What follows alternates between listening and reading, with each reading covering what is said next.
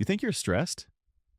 Deadlines, notifications, that email you've been ignoring for 3 weeks. Modern life feels like a pressure cooker that never turns off. But here's the thing nobody talks about. Ancient humans were stressed too. And in some ways, their stress was so extreme it physically changed their skeletons. Their bones recorded it, like a biological diary nobody wanted to write. We're talking about ancient humans from roughly 300,000 years ago all the way up to early farming civilizations around 10,000 BC. These are people who had no grocery stores, no doctors, no warm beds, and absolutely zero Wi-Fi. Just survival mode every single day. Here's the shocking part. Scientists expected to find that prehistoric life was less stressful than ours. Simpler times, right? Wrong. When researchers analyzed ancient skeletons, they found stress markers that are called Harris lines, literally etched into the bones. These are growth interruptions, like tree rings, except instead of recording drought, they recorded trauma, starvation, and chronic fear. Think of it like your body keeping score. And ancient bodies were keeping a lot of score. Here's what's wild. The human stress response, that heart-pounding, sweat-dripping, brain-screaming reaction, is at least 300,000 years old.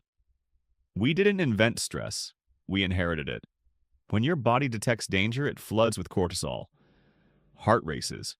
Muscles tense. You're ready to fight or run. Scientists call it the fight or flight response. Ancient humans triggered this response constantly. Predators, rival tribes, sudden famines. A thunderstorm that felt like the sky was attacking. And here's the almost unbelievable part. Cortisol doesn't just affect your mood, it suppresses your immune system. So chronic stress actually made ancient people more likely to get sick and die. Their own biology was working against them. Scientists found evidence of immune-related bone damage in skulls dating back over 100,000 years. Their stress was literally eating them alive? But wait, it gets weirder. Cortisol also shuts down digestion during stress. So ancient humans running from predators couldn't even properly absorb the food they'd just risked their lives to catch. You hunt a deer for 6 hours, finally eat it, and your own body refuses to digest it because you're still panicking. That's not a survival advantage. That's a cruel joke evolution forgot to fix. Now you'd think, once humans started farming around 10,000 BC, life got easier. Stable food, permanent shelter, no more chasing mammoths. Stress solved, right? Completely wrong. Farming actually increased stress. Dramatically. Here's the counterintuitive twist. Hunter-gatherers worked roughly 4 to 5 hours a day to meet their food needs. Early farmers worked 10 to 12 hours. They became slaves to the harvest cycle, always anxious about whether the rain would come, whether the crops would survive, whether they'd have enough to make it through winter. Skeletal records from early farming communities show a spike in spinal deformities, arthritis, and, yes, more stress markers in bones compared to hunter-gatherers from the same era. And this lands different when you realize you wake up anxious about work every Monday morning. Early farmers woke up anxious about the same thing, just with more dirt.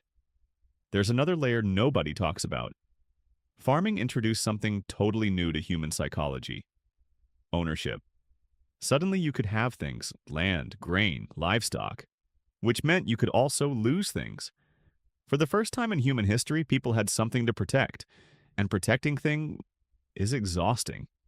Hunter-gatherers didn't stress about losing their stuff because they didn't carry stuff. Farmers invented anxiety about property, and we've been anxious about it ever since. Okay, here's the part that will actually mess with your head. Scientists studying ancient stress found something nobody expected.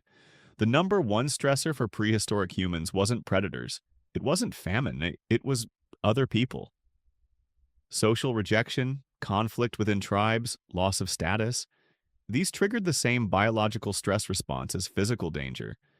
Because for ancient humans, being rejected by your group literally meant death. You couldn't survive alone. Here's the most shareable fact in this entire video. Researchers found that social pain activates the exact same regions of the brain as physical pain. Being excluded hurts. Biologically, the same way a broken bone hurts. Ancient humans feared social rejection more than they feared lions. And here you are, stressed about what someone thought of your Instagram post. And it wasn't just rejection.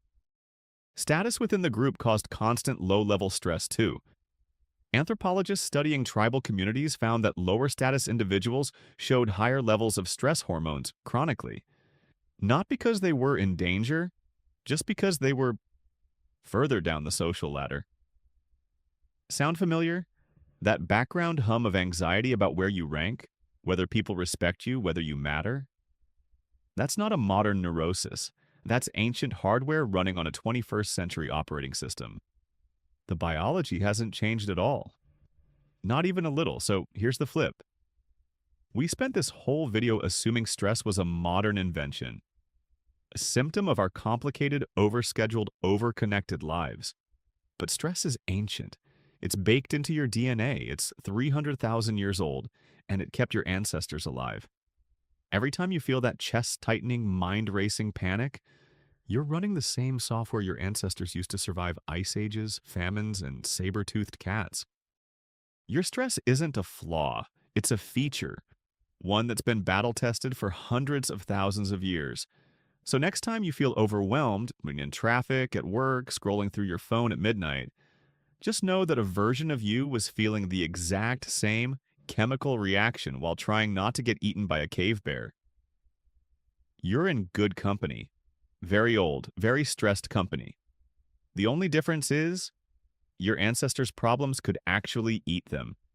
Yours just sends passive-aggressive emails. Drop a comment. What stresses you out more? Mammoths or Mondays? I genuinely want to know. And if this broke your brain a little, watch our video on why ancient humans slept in 2 separate chunks every night.